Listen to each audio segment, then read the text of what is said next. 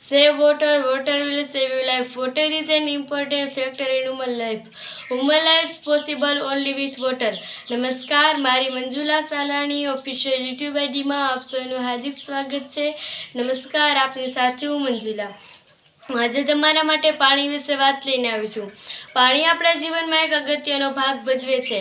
પાણી બચાવો, પાણી તમને બચાવશે. પાણી બચાવો, પાણી તમારા જીવનને બચાવશે. પાણી છે તે માનવના જીવનમાં એક મહત્વપૂર્ણ ભાગ છે. પાણી માણસની લાઈફમાં એક ઇમ્પોર્ટન્ટ ભાગ છે ને તેના વગર આપણું જીવન પોસિબલ નથી. એટલે કે માણસો પાણી વગર રહી ન શકે અને માણસને એક પળ માટે પાણીની જરૂર છે. Water is essential for human bodily functions. એટલે કે પાણી વિના માણસની અનેક દૈનિક ક્રિયાઓ છે તે પાણી વિના થઈ નથી શકતી.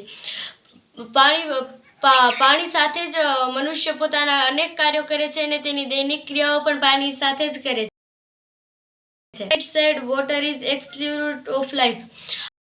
આપણે જન્મીએ છીએ ત્યારથી મરીએ છીએ ત્યાર સુધીની આપણી કેટલી બધી જિંદગી પાણીની સાથે વિતાવી છે અને આપણા જીવનમાં પાણીનો ખૂબ જ ઉપયોગ થાય છે. એટલે પાણીનું મહત્વ આપણા જીવનમાં ખૂબ જ છે.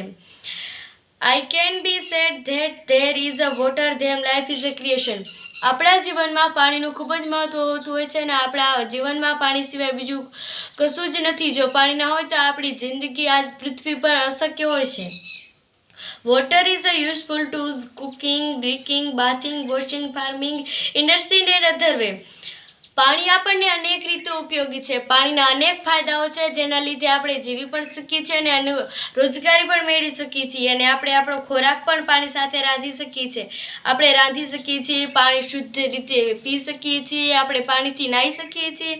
એટલે કે આપણા શરીરને સ્વસ્થ રાખવા માટે નાહવું પણ જરૂરી છે. એટલે પાણી આપણને નાહવા માટે પણ ખૂબ જ જરૂરી છે તથા ખેતી કરવા માટે પણ પાણી ખૂબ જ જરૂરી છે. જો ખેડૂતો ખેતી નહીં કરે ને તેઓને પાણી નહીં મળે તો પછી આપણને ખાવા નહીં મળે. એટલે પાણી આપણા માટે એક ઇમ્પોર્ટન્ટ ભાગ છે તેવું કહી શકાય. અને આના સિવાય ઇન્ડસ્ટ્રીમાં પણ પાણી ખૂબ જ મહત્વનો ભાગ ભજવે છે તથા અન્ય રસ્તાઓમાં પણ પાણી ખૂબ જ મહત્વનું છે. Not even minute can go by without water. એટલે કે પાણી વિના આપણે એક મિનિટ પણ નથી ચાલતું. આપણી ભૂખ તરસ મિટાવવા માટે આપણા જીવનમાં પાણી ખૂબ જ ઉપયોગી છે.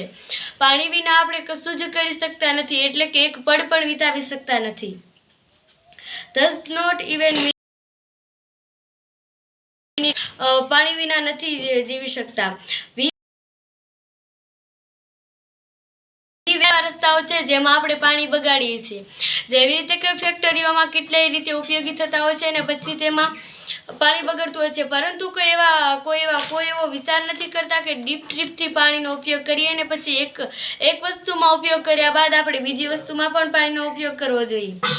If we do not use water properly. આપણે એક સારી રીતે પાણીનો ઉપયોગ નથી કરતા. The next generation will be have suffer to consequence. એટલે કે હવે આવતી પેઢીઓ આવશે તેના માટે આ પાણીની ખૂબ જ જરૂર પડશે અને હવે આપણે પાણીનો જો યોગ્ય રીતે ઉપયોગ નહીં કરીએ તો આવનારી પેઢીઓને ખૂબ જ માઠા પરિણામ ભોગવવા પડશે. એટલે આપણે પાણી સારી રીતે વાપરીએ અને યોગ્ય રીતે તેનો સંપૂર્ણ અને સારી રીતે ઉપયોગ કરીએ. ભલે આપણે એવી રીતે એમ નથી કહેતા કે પાણીનો આપણે ઉપયોગ ન કરવો જોઈએ, પરંતુ ઉપયોગ આપણે બગાડીને ન કરવો જોઈએ, પરંતુ આપણે જેટલું જોઈતું એટલું પાણી લઈએ અને આપણે તેનો ઉપયોગ કરવો જોઈએ.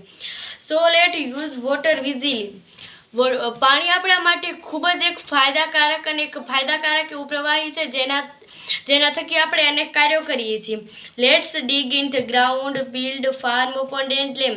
આપણે પાણીને હજી વધારે વધતું જોવું હોય તો આપણે ગ્રાઉન્ડોમાં ડેમ બનાવવા જોઈએ, પછી ખેતરોમાં તળાવ ખોદીએ અને ડેમ પણ બનાવવા જોઈએ અને આપણે આ રીતે પાણીનો એક વધારે સંગ્રહ કરી શકશું અને વધારે સંગ્રહ કરવાથી આપણા જીવનમાં અનેક પરિવર્તનો આવશે અને પાણીના કારણે આપણે ખૂટતી કમીના લીધે આપણે પાણીની ખોટ પૂરી શકીશું. લેટ્સ રિચાર્જ ધ વેલ. આપણે કૂવામાં પણ પાણી ભરવું જોઈએ અને કૂવાઓને રિચાર્જ કરી અને કૂવામાં વધારે પાણી ભરી આપણે સિંચાઈ પણ કરી શકીએ છીએ. Let's stop the village water in the village and sim water in the sim.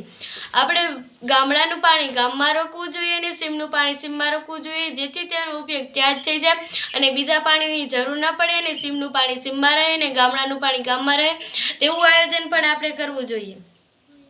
Let's stop એટલે કે આપણે હવે જેતું જોઈએ કે પાણી હવે આપણે જે પાણીનો ઉપયોગ કરીએ છીએ, જે બગાડ કરીએ છીએ, તે આપણા માટે એક સારું નથી. કારણ કે હવે પાણી આ પૃથ્વી પર ખૂટતું જાય છે અને પીવાલાયક પાણી માત્ર 1 થી 2% જેટલું જ છે. એટલે કે દુનિયા પર જેટલું પાણી છે તે ખારું છે, એટલે કે પીવાલાયક પાણી નથી. પ્રથમ તબક્કે આપણે પાણીને પીવું જોઈએ. એટલે કે જો આપણે શુદ્ધ પાણીનું બગાડ કરીશું તો આપણા માટે હવે આવનારી પેઢીઓ માટે અને આપણા બીજા પેઢીઓને પણ આનું માઠા પરિણામ ભોગવવા પડશે. એટલે આપણે હવે એક સશક્ત થવાની જરૂર છે. એટલે કે પાણી બચાવવાની રીતે સશક્ત થવાની જરૂર છે. અને લેટ્સ સેવ એવરીવન્સ લાઈફ. આપણે સશક્ત થવાનું છે અને આપણે આપણી જીવનને બચાવવાનું છે. એટલે કે પાણી પણ બચાવીએ અને આપણે આપણા જીવનને પણ બચાવીએ.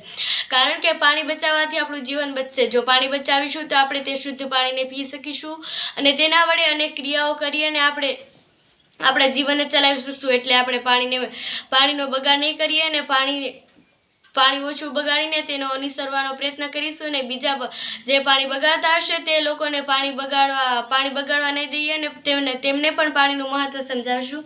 જય હિન્દ. મારી મંજુલા સાલાણી ઓફિશિયલ યુટ્યુબરને સબસ્ક્રાઈબ કરવાનું ભૂલશો નહીં. નમસ્કાર અને આભાર.